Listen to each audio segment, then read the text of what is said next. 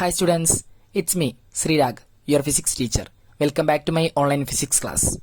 Today we are going to revise our chapters for our third assessment of curricular activities. Okay, so നമ്മുടെ third assessment of curricular activitiesനുള്ള revision class ആണ് ഇന്ന് നമ്മൾ എടുക്കാൻ പോകുന്നത്. Okay, നിങ്ങൾക്ക് ഇതിനോടകം തന്നെ തേർഡ് അസസ്മെന്റ് ഓഫ് കരിക്കുലർ ആക്ടിവിറ്റീസിനുള്ള ഫോക്കസ് ഏരിയ ലഭിച്ചിട്ടുണ്ടായിരിക്കും അല്ലെ?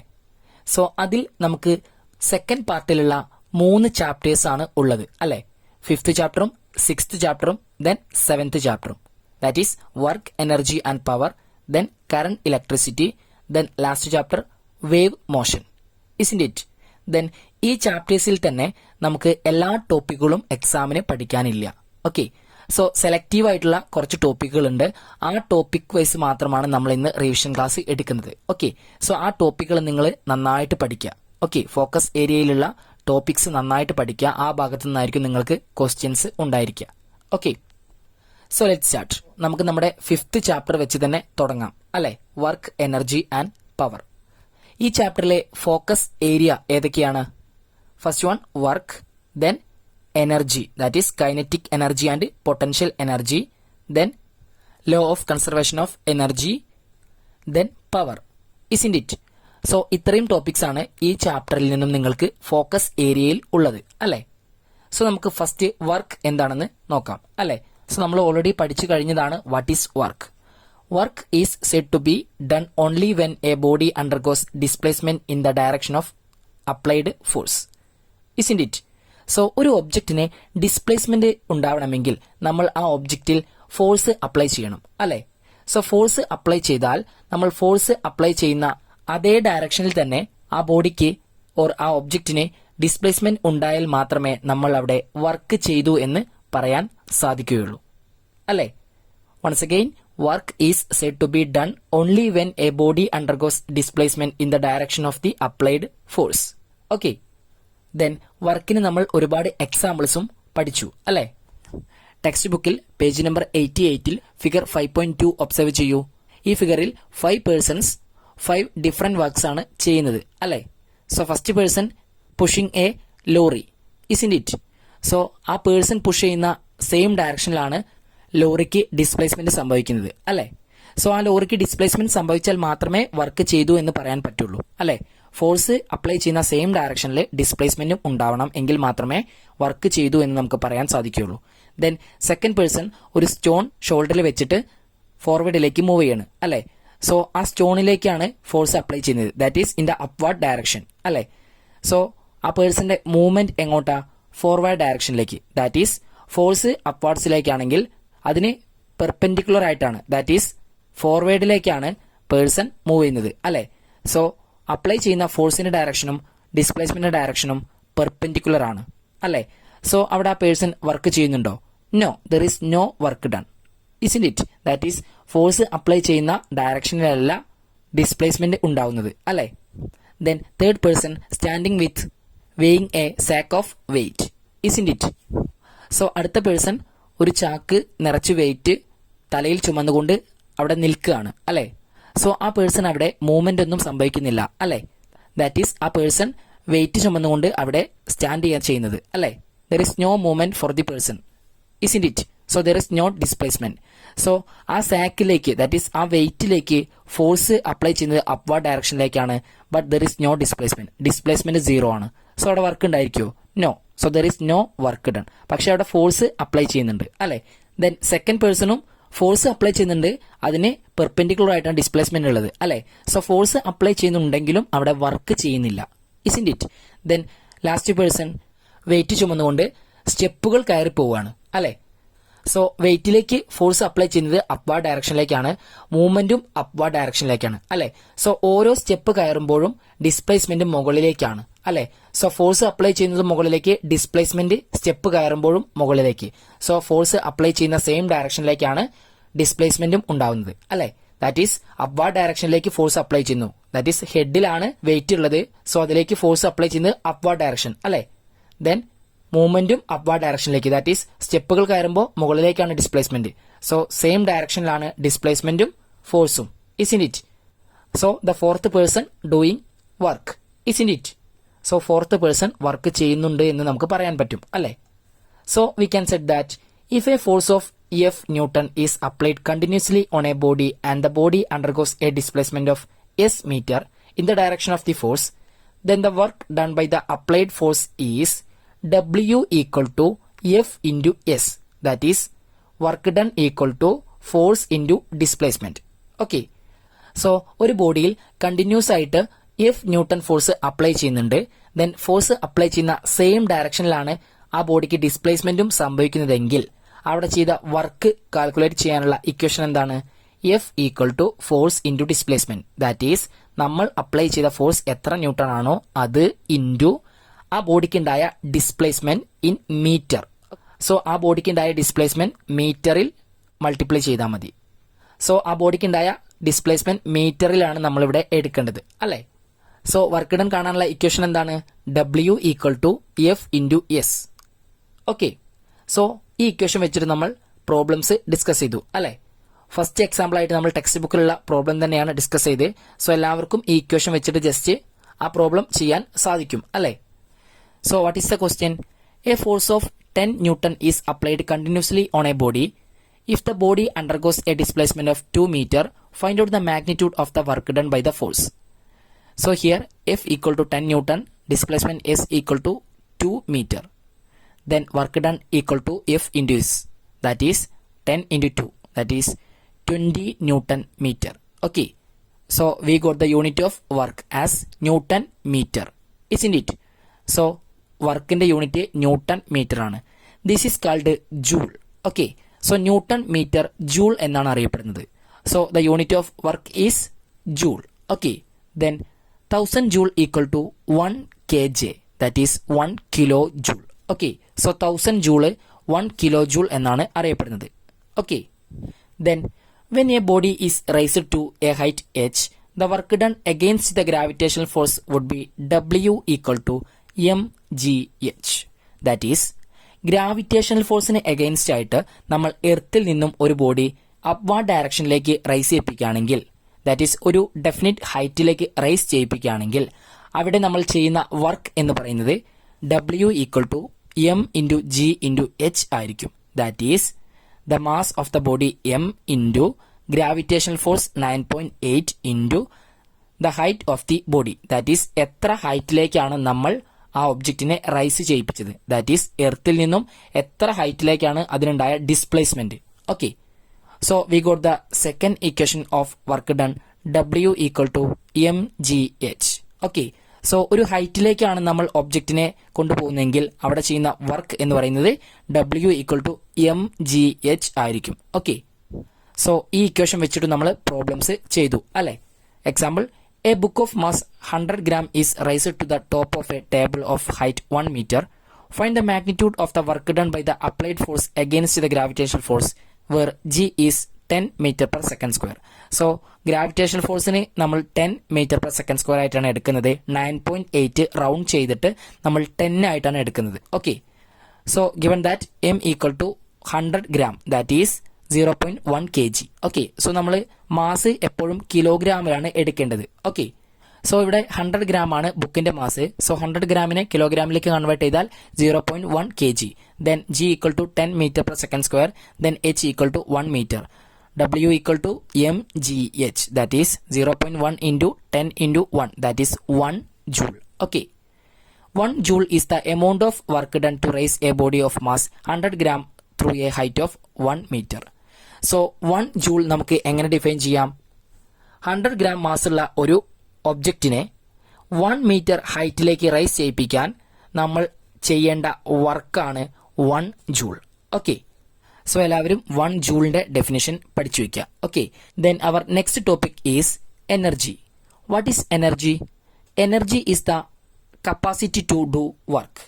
ദാറ്റ് ഈസ് വർക്ക് ചെയ്യാനുള്ള കപ്പാസിറ്റിയാണ് നമ്മൾ എനർജി എന്ന് വിളിക്കുന്നത്. Okay. There are two types of mechanical energy. There are different forms of energy. Which are they? Mechanical energy, heat energy, electrical energy, sound energy, etc. Isn't it? So നമുക്ക് പഠിക്കാനുള്ളത് mechanical energy ആണ്. Okay. There are two types of mechanical energy. First one, kinetic energy and second one potential energy. Then we are studied about kinetic energy, isn't it? So what is kinetic energy? The energy possessed by a body by virtue of its motion is the kinetic energy. That is, ഒരു ബോഡിക്ക് motion കാരണം ഉണ്ടാകുന്ന എനർജിയാണ് അല്ലെങ്കിൽ motion കാരണം കിട്ടുന്ന എനർജിയാണ് kinetic energy. Okay, so what is the equation of kinetic energy? We derive the equation for kinetic energy K equal to half mv², isn't it? Where m is the mass of the body and v is the velocity of the body. Okay, so m mass ഉള്ള ഒരു ബോഡിക്ക് v വെലോസിറ്റിയിൽ കിട്ടുന്ന kinetic energy എന്ന് പറയുന്നത് K equal to half mv² ആയിരിക്കും. Okay, when a body of mass m moves with a velocity v, its kinetic energy will be K equal to half mv². Okay, then kinetic എനർജിയുമായി relate ചെയ്ത problems നമ്മൾ discuss ചെയ്തു അല്ലേ? So ഒരു example നമുക്ക് നോക്കാം. A man having a mass of 70 kg is riding a scooter of mass 80 kg. What will be the total kinetic energy if the velocity of the scooter is 10 meter/second? So 80 kg മാസുള്ള ഒരു സ്കൂട്ടറിൽ 70 kg മാസുള്ള ഒരു മാൻ ride ചെയ്യാണ്. Then 10 meter/second ആണ് ആ ബൈക്കിന്റെ velocity. അങ്ങനെയാണെങ്കിൽ ആ ടോട്ടൽ സിസ്റ്റത്തിനുള്ള കൈനറ്റിക് എനർജി എത്രയാണ് എന്നാണ് നമ്മളോട് ഫൈൻഡ് ചെയ്യാൻ പറഞ്ഞത്. Okay, so what is A total system? ഇവിടെ ബൈക്കിന്റെ സ്പീഡും ആ മാനിന്റെ സ്പീഡും സെയിം ആണ് അല്ലെ? ബൈക്ക് എത്ര സ്പീഡിലാണോ പോകുന്നത് അതേ സ്പീഡിലായിരിക്കും മാനും പോകുന്നത്, കാരണം മാൻ ബൈക്കിലാണ് പോകുന്നത് അല്ലെ? ദെൻ ബൈക്കിന്റെ മാസും ആ പേഴ്സന്റെ മാസും നമുക്ക് തന്നിട്ടുണ്ട് അല്ലെ? സോ ആ രണ്ട് മാസം കൂടി കമ്പൈൻ ചെയ്താലാണ് നമുക്ക് ആ ടോട്ടൽ സിസ്റ്റത്തിന്റെ മാസ് കിട്ടുള്ളൂ. Okay, so the total mass of the system is 70 kg plus 80 kg, that is equal to 150 kg. Then velocity v equal to 10 meter/second. So kinetic energy K equal to half mv², that is half into 150 into 10 square, which is 7500 joule. That is equal to 7.5 kilojoule, isn't it? So എല്ലാവർക്കും ഈ problem clear ആയി എന്ന് വിചാരിക്കുന്നു. Okay, then our next topic is potential energy, isn't it? So what is potential energy? The energy possessed by a body by virtue of its position is the potential energy. That is potential energy capital U equal to mgh. Okay, so what is potential energy? ഒരു ബോഡിക്ക് അതിന്റെ position കാരണം കിട്ടുന്ന എനർജിയാണ് potential energy. Then potential energy find ചെയ്യാനുള്ള equation എന്താണ്? U equal to m into g into h. Okay, then potential energyക്ക് example coconut in a coconut tree, isn't it? നമ്മുടെ തലയ്ക്ക് ഒരു കോക്കനട്ട് വീണാൽ നമുക്ക് നന്നായിട്ട് വേദനിക്കും അല്ലെ? സോ എന്താ കാരണം? ആ കോക്കനട്ട് എന്ന് പറയുന്നത് അത്രയും ഹൈറ്റിൽ നിന്നാണ് താഴേക്ക് വീഴുന്നത് അല്ലെ? സോ കോക്കനട്ട് ട്രീയുടെ ഹൈറ്റ് എത്രയാണോ അതായിരിക്കും അതിന്റെ ഡിസ്പ്ലേസ്മെന്റ് അല്ലെ? ദാറ്റ് ഈസ് ആ കോക്കനട്ടിന്റെ പൊസിഷൻ അത്രയും ഹൈറ്റിലായിരുന്നു. ആ കോക്കനട്ട് ട്രീയുടെ ഹൈറ്റ് എത്രയാണോ അത്രയും ഹൈറ്റിലായിരുന്നു ആ കോക്കനട്ട് ഇരുന്നത് അല്ലെ? ദെൻ ആ കോക്കനട്ട് താഴേക്ക് വീഴുന്നത് എർത്തിന്റെ ഗ്രാവിറ്റേഷണൽ ഫോഴ്സിന്റെ റിസൾട്ട് ആയിട്ടാണ് അല്ലെ? എർത്ത് ആ കോക്കനട്ടിനെ അട്രാക്ട് ചെയ്യുന്നത് കൊണ്ടാണ് കോക്കനട്ട് താഴേക്ക് വീഴുന്നത് അല്ലെ? സോ അവിടെ ഗ്രാവിറ്റേഷണൽ ഫോഴ്സ് ആണ് ആക്ട് ചെയ്യുന്നത്, isn't it? സോ ആ കോക്കനട്ടിന്റെ potential energy U equal to mass of the coconut into gravitational force into height, isn't it? That is എത്ര ഹൈറ്റിലാണ് ആ കോക്കനട്ട് ഇരിക്കുന്നത്, അതാണ് H. ഓക്കെ, ദെൻ ആ കോക്കനട്ട് താഴേക്ക് വീഴുമ്പോൾ അതിന് മൂവ്മെന്റ് ആണ് സംഭവിക്കുന്നത്, that is displacement. So displacement കാരണം ഉണ്ടാകുന്ന എനർജിയാണ് കൈനറ്റിക് എനർജി. ദാറ്റ് ഈസ് റെസ്റ്റിലിരിക്കുന്ന കോക്കനട്ട് ഗ്രൗണ്ടിലേക്ക് ഫാൾ ചെയ്യുമ്പോൾ പൊട്ടൻഷ്യൽ എനർജി കൈനറ്റിക് എനർജി ആയിട്ട് കൺവേർട്ട് ചെയ്യാണ് ചെയ്യുന്നത് അല്ലെ? സോ പൊട്ടൻഷ്യൽ എനർജിയെ കൈനറ്റിക് എനർജി ആക്കി നമുക്ക് കൺവേർട്ട് ചെയ്യാൻ സാധിക്കും, isn't it? സോ റെസ്റ്റിലിരിക്കുമ്പോൾ പൊട്ടൻഷ്യൽ എനർജി മാക്സിമവും കൈനറ്റിക് എനർജി 0 ആയിരിക്കും അല്ലെ? ദെൻ അതിന് മൂവ്മെന്റ് ഉണ്ടായാൽ പൊട്ടൻഷ്യൽ എനർജി ഡിക്രീസ് ചെയ്തിട്ട് കൈനറ്റിക് എനർജി ഇൻക്രീസ് ചെയ്യും അല്ലെ? Then we were discussed about the problems of potential energy, isn't it? First example, what is the potential energy of a book of mass 200 gram kept on a table of height 1 meter? That is 1 meter height ഉള്ള ഒരു ടേബിളിൽ 200 gram mass ഉള്ള ഒരു book വെച്ചാൽ ആ ബുക്കിന് കിട്ടുന്ന potential energy എത്രയായിരിക്കും? So given that m equal to 200 gram, that is 2 kg, then G equal to 10 meter per second square, then H equal to 1 meter. So potential energy U equal to mgh, that is 0.2 into 10 into 1, that is 2 joule. Okay, so potential energyയുടെ യൂണിറ്റും joule ആണ്. Okay, then ഇതുമായി relate ചെയ്ത വേറെയും problems നമ്മൾ discuss ചെയ്തു. So അതൊക്കെ നിങ്ങൾ എന്ത് ചെയ്യുക, വർക്കൗട്ട് ചെയ്യണം. Okay, then we R discussed about law of conservation of energy. What is law of conservation of energy? Energy can neither be created nor destroyed. Energy can only be transformed one form to another form, isn't it? This is law of conservation of energy. So law of conservation of energy യിൽ നമ്മൾ എന്താ study ചെയ്തത്? എനർജിയെ നമുക്ക് ഉണ്ടാക്കാനോ നശിപ്പിക്കാനോ സാധിക്കില്ല, അല്ലെ? Energy neither created nor destroyed. Okay, then എനർജിയെ ഒരു ഫോമിൽ നിന്നും മറ്റൊരു ഫോമിലേക്ക് കൺവേർട്ട് ചെയ്യാൻ സാധിക്കും, അല്ലെ? സോ എനർജിയെ ഉണ്ടാക്കാനോ നശിപ്പിക്കാനോ സാധിക്കില്ല, പക്ഷേ ഒരു ഫോമിൽ നിന്നും മറ്റൊരു ഫോമിലേക്ക് കൺവേർട്ട് ചെയ്യാൻ സാധിക്കും, അല്ലെ? അതാണ് law of conservation of energy. So ഞാൻ നേരത്തെ പറഞ്ഞു, പൊട്ടൻഷ്യൽ എനർജിയെ കൈനറ്റിക് എനർജി ആക്കി ചേഞ്ച് ചെയ്യാൻ പറ്റും, അല്ലെ? ദാറ്റ് ഈസ് റെസ്റ്റിലിരിക്കുന്ന ഒരു ഒബ്ജക്റ്റിന് മാക്സിമം പൊട്ടൻഷ്യൽ എനർജിയും മിനിമം കൈനറ്റിക് എനർജിയും. ദെൻ ആ ഒബ്ജക്റ്റിന് മൂവ്മെന്റ് ഉണ്ടായാൽ അതിന്റെ പൊട്ടൻഷ്യൽ എനർജി കൈനറ്റിക് എനർജി ആയിട്ട് കൺവേർട്ട് ചെയ്യും, അല്ലെ? Example, A coconut false down from A coconut tree. That is ഒരു കോക്കനട്ട് ട്രീയിൽ നിന്നും ഒരു കോക്കനട്ട് താഴേക്ക് ഫാൾ ചെയ്യുന്നത്, അല്ലെ? സോ കോക്കനട്ട് ട്രീയിൽ കോക്കനട്ട് റെസ്റ്റിലിരിക്കുമ്പോൾ അതിന്റെ പൊട്ടൻഷ്യൽ എനർജി മാക്സിമവും കൈനറ്റിക് എനർജി സീറോയുമാണ്. ദെൻ അത് താഴേക്ക് ഫാൾ ചെയ്യുമ്പോൾ അതിന്റെ പൊട്ടൻഷ്യൽ എനർജി, ദാറ്റ് ഈസ് റെസ്റ്റിലിരിക്കുന്ന സമയത്ത് അതിന്റെ പൊട്ടൻഷ്യൽ എനർജി എത്രയായിരുന്നോ ആ പൊട്ടൻഷ്യൽ എനർജി താഴേക്ക് ഫാൾ ചെയ്യും തോറും കൈനറ്റിക് എനർജി ആക്കി കൺവേർട്ട് ചെയ്യും. ദെൻ പൊട്ടൻഷ്യൽ എനർജി സീറോയിലേക്കും കൈനറ്റിക് എനർജി മാക്സിമത്തിലേക്കും എത്തും, അല്ലെ? അത് താഴേക്ക് ഫാൾ ചെയ്യുമ്പോൾ, ഇസിന്റ് ഇറ്റ്?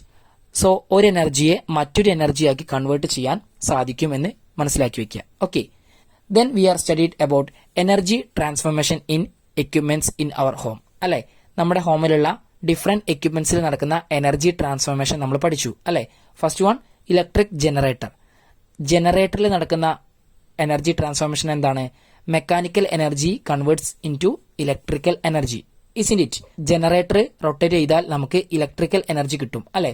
സോ അത് റൊട്ടേറ്റ് ചെയ്യിപ്പിക്കണമെങ്കിൽ നമ്മൾ മെക്കാനിക്കൽ എനർജി ചെയ്യണം, അല്ലെ? സോ മെക്കാനിക്കൽ എനർജി ചെയ്താൽ നമുക്ക് ഇലക്ട്രിസിറ്റി കിട്ടും. ദാറ്റ് ഈസ് മെക്കാനിക്കൽ എനർജിയെ ഇലക്ട്രിക്കൽ എനർജിയാക്കി കൺവേർട്ട് ചെയ്യുന്നു. Then fan. ഫാൻ എന്തിനാ യൂസ് ചെയ്യുന്നത്? ടു റൊട്ടേറ്റ് ദ ലീഫ്, അല്ലെ? ഫാനിന്റെ ലീഫ് റൊട്ടേറ്റ് ചെയ്യണമെങ്കിൽ അവിടെ മെക്കാനിക്കൽ എനർജിയാണ് നടക്കേണ്ടത്. സോ മെക്കാനിക്കൽ എനർജി നടക്കാൻ വേണ്ടി നമ്മൾ ഇലക്ട്രിസിറ്റി കൊടുക്കണം. That is electrical energy converts into mechanical energy, isn't it? Then in electric iron box. So നമുക്കറിയാം ഇലക്ട്രിക് അയൺ ബോക്സ് നമ്മൾ എന്തിനാ യൂസ് ചെയ്യുന്നത്? To get heat. That is electrical energy converts into heat energy, അല്ലെ? Electricity apply ചെയ്തിട്ട് heat കിട്ടുന്നു, അല്ലെ? Then electric bulb. Electrical energy converts into light energy, isn't it? So ഓരോ എക്യുപ്മെന്റിൽ നടക്കുന്ന എനർജി ട്രാൻസ്ഫോർമേഷൻ എല്ലാവരും നന്നായിട്ട് പഠിച്ചു വെക്കുക. Okay, then we R last discuss about power, isn't it? So what is power? Work done per unit time is power, or the rate of doing work is power. That is ഒരു unit ടൈമിൽ ചെയ്യുന്ന വർക്കാണ് power, അല്ലെ? So നമുക്കറിയാം നമ്മൾ ആളുകളുടെ പവറൊക്കെ എങ്ങനെയാണ് measure ചെയ്യുന്നത്? കുറഞ്ഞ സമയത്തിൽ ആരാണോ കൂടുതൽ വർക്ക് ചെയ്യുന്നത് അവരാണ് നല്ല പവറുള്ള ആള്, അല്ലെ? So what is work? Work done per unit time or rate of doing work is power. Okay, so ഒരു യൂണിറ്റ് ടൈമിൽ ചെയ്യുന്ന വർക്ക് എത്രയാണോ അതാണ് പവർ. ഓക്കെ, സോ എപ്പോഴാണ് പവർ കൂടുക? യൂണിറ്റ് ടൈമിൽ ചെയ്യുന്ന വർക്ക് കൂടിയാൽ പവറും കൂടും, അല്ലെ? Then power equal to work by time, that is P equal to W by T. Unit of power equal to unit of work divide by unit of time, that is unit of work is joule and unit of time is second, that is joule per second. Joule per second is called watt. Okay, so power ന്റെ unit joule per second, then watt. Okay, joule per second നമ്മൾ എന്താ വിളിക്കുന്നത്? What. Okay, so വാട്ടിന് നമ്മൾ capital W ആണ് denote ചെയ്യുന്നത്. Okay, then 1 kilowatt equal to 1000 watt and 1 HP equal to 746 watt. Okay, so what is 1 HP? 1 horse power. Okay, so നമ്മുടെ വീട്ടിലുള്ള electric motor, okay, വെല്ലിലൊക്കെ വെച്ചിട്ടുള്ള electric motor HP-യിലാണ് നമ്മൾ define ചെയ്യുക അല്ലെ. മോട്ടറിന്റെ പവറൊക്കെ HP-യിലാണ് നമ്മൾ പറയുക. ഓക്കെ, ഹാഫ് HP, 1 HP എന്നൊക്കെയാണ് പറയുക. Okay, horse power. So 1 horse power equal to 746 watt. Okay, 746 വാട്ടിന് ഈക്വൽ ആണ് 1 HP. Okay, then what is 1 kilo watt? 1000 watt. Okay, 1000 watt ആണ് 1 കിലോ വാട്ട്. ഓക്കെ, സോ എല്ലാവരും പവറിന്റെ ഡെഫിനിഷനും ഇക്വേഷനും യൂണിറ്റും ഒക്കെ നന്നായിട്ട് പഠിച്ചു വെക്കുക. ഓക്കെ, സോ ഇത്രയാണ് നമുക്ക് തേർഡ് അസസ്മെന്റ് ഓഫ് കരിക്കുലർ ആക്ടിവിറ്റീസിന് ഈ ചാപ്റ്ററിൽ പഠിക്കാനുള്ളത്. ഓക്കെ, ഈ ചാപ്റ്ററിലെ ഇമ്പോർട്ടന്റ് ആയ പോർഷൻസ് ഇതൊക്കെയാണ്. ഓക്കെ, സോ നിങ്ങൾ ചാപ്റ്റർ നന്നായിട്ട് വായിച്ച് പഠിക്കണം. ദെൻ ഈ ഫോക്കസ് ഏരിയയിലുള്ള ടോപ്പിക്കാണ് നിങ്ങൾ നന്നായിട്ട് പഠിക്കേണ്ടത്. ഓക്കെ, ഈ ഭാഗത്തു നിന്നായിരിക്കും നിങ്ങൾക്ക് മാക്സിമം ക്വസ്റ്റ്യൻസും ഉണ്ടായിരിക്കാം. ഓക്കെ, സോ ചാപ്റ്റർ നിങ്ങൾ നന്നായിട്ട് പഠിക്കണം. എല്ലാ ഭാഗവും നിങ്ങൾ കവർ ചെയ്ത് പഠിക്കണം. ദെൻ ഇമ്പോർട്ടന്റ് ആയിട്ട് കൂടുതൽ ഇമ്പോർട്ടൻസ് കൊടുത്ത് പഠിക്കേണ്ട പോർഷൻസ് ആണ് ഞാനിപ്പോൾ റിവൈസ് ചെയ്തത്. ഓക്കെ, സോ ഈ പോർഷൻസ് നന്നായിട്ട് പഠിക്കണം. ഓക്കെ, സോ ചാപ്റ്റർ ആദ്യം കംപ്ലീറ്റ് വായിച്ച് പഠിക്കുക. ദെൻ ഈ പോർഷൻസ് നന്നായിട്ട് കോൺസെൻട്രേറ്റ് ചെയ്ത് പഠിക്കുക.